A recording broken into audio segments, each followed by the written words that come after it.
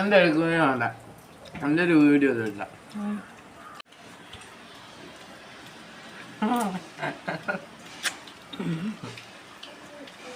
വെടിക്കട്ട കണ്ടത്, വെടിക്കട്ട മാങ്ങ കണ്ടത് മോനെ. ഇത് തിന്നാല് രണ്ടാമത് തിന്നാനുള്ള ഊതി മനസ്സിലിങ്ങനെ വരും, പക്ഷെ തിന്നാൻ തോന്നില്ല.